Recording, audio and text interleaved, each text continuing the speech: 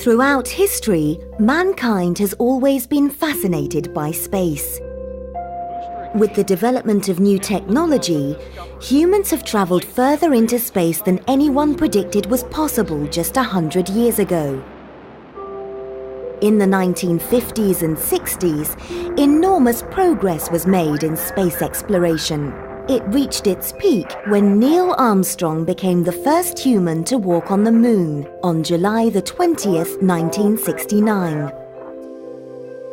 But this progress wasn't made just because of developments in technology, as physicist Anu Ojar explains.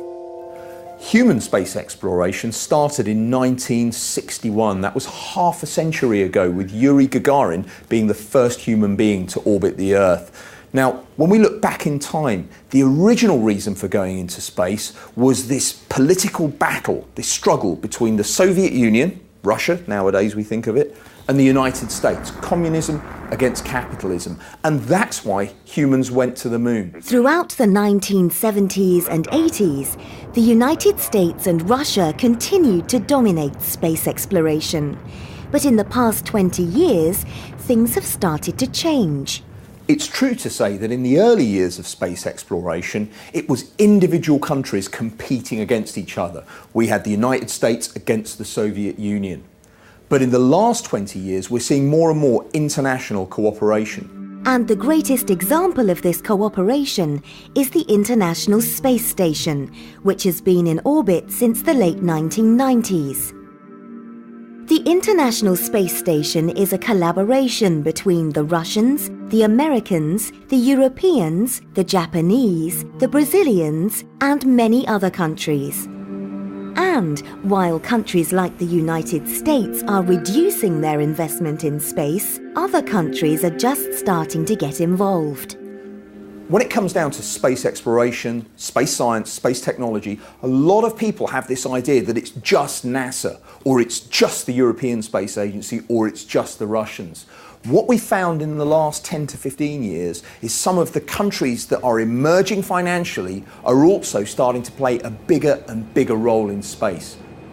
The Chinese launched their own astronauts on their own rocket, in their own spaceship in 2003. I expect that we'll see India launching its own astronauts in its own spacecraft in the next few years. And space, truly now, it's an international collaboration.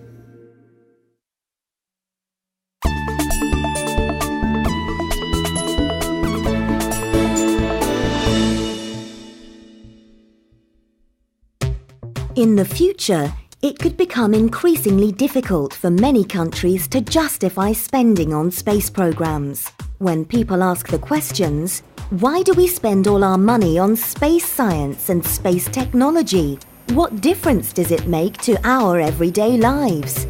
To understand why space programs are so necessary, we need to ask ourselves what would happen if we didn't have any of this space technology. The best way of trying to understand just how much we get from space science and space satellites is to imagine what would happen right now in the 21st century if we switched off all the satellites orbiting the Earth. What effect would it have on our lives? No GPS systems, no sat-navs in cars, global telecommunications, getting signals, getting news, getting sports coverage, global communications, all of it would completely stop within 1 or 2 days. And the way we live our lives is so dependent on this that life will get pretty uncomfortable, even in the space of just a week. We need satellites to maintain the way we live our lives in this century. Space technology also plays a vital role in monitoring the weather and environmental change. Every year, thousands of lives are saved by the information coming from weather satellites. And if we want to understand what humans are doing to the environment, there are lots of concerns about climate change. Is climate change real? Yes. How much of it is being caused by humans? That's what we're still not sure about. But in the last 10 years, we've got a network of satellites that are what we call Earth observers. They're looking down at the planet. They're helping us understand the planet better. Increasingly, travelling into space has less to do with human exploration and much more to do with big business. Unmanned spacecraft are being used to launch commercial satellites, and for space enthusiasts like Anu, this is a concern. In my opinion, there is a difference between space science and space applications from satellites and human space exploration. Humans have been into space since 1961, but only 500 people have gone in the last half century. And of those 500 people, only 24 went to another world. Those were the Apollo astronauts that went to the moon between 1968 and 1972. And 12 of them walked on the moon. When we think of how long ago that was, there is a lot of concern about why do we do human spaceflight? Why do we explore? Now, in my mind, being an explorer, wanting to know what's over the horizon is part of what it is to be human. When I was a child growing up, it was human space exploration that made me want to be a physicist, then a scientist, and that is what led me to the job I have now. But for the last 40 years, we've just been going around the Earth.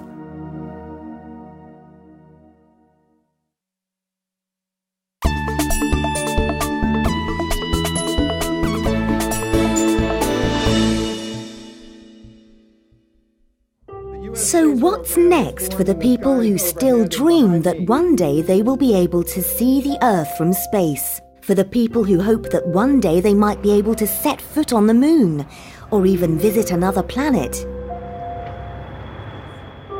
For many years, some people have believed that the age of mass space tourism is on the horizon. But over 10 years since the world's first orbital space tourist, Dennis Tito, paid around $20 million to spend 6 days on the International Space Station, the development of this industry has been slower than predicted. And Anu is a realist about the future. When it comes down to space tourism, the idea of thousands of people taking holidays in space will be as much a fantasy in 50 years' time as it is today. The challenges of human space exploration and staying in space are still extreme. Companies like Virgin Galactic are already selling trips into space on their own spaceships.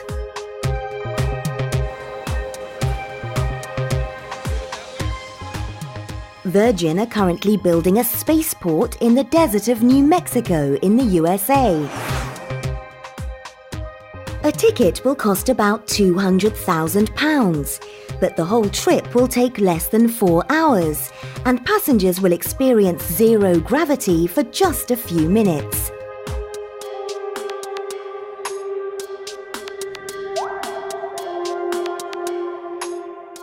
If you want to be an astronaut, the official definition is that you must go above 100 kilometers altitude. If you go higher than that, you are one of the 500 people that have ever been astronauts. And what they're developing are spacecraft that will not go fast enough to go around the planet, but will just go up and down. And the people paying hundreds of thousands of dollars or hundreds of thousands of euros will have a fantastic experience. They will feel the thrust of a rocket ride into space. They will get an experience of floating, and they'll see the beautiful curvature of the Earth from space, and they'll see the blackness of space. But they'll only see it for a few minutes before they fall back down to the surface. For some people, this might be enough. After all, they will be able to say that they are an astronaut. But for others, this simply won't be worth the enormous cost and the very real risks. There is a very good reason why, since 1961, only 500 people out of the billions of people alive have ever been into space. And it's to do with the enormous amounts of energy we need and the enormous limits of science and engineering that we have to try and face. Now, rocket science and rocket engineering, it's safe. But even though 500 people have been into space, 18 have died in the process. Human spaceflight is not 100% safe, it's a risky business. And so whenever human beings want to explore and they want to go further, there is always a risk factor. I think for the foreseeable future, human spaceflight is going to be about going around the Earth, is going to be about doing experiments that we can't do on Earth, and it's going to have some fantastic discoveries that are made. But for me, that is not what space exploration is.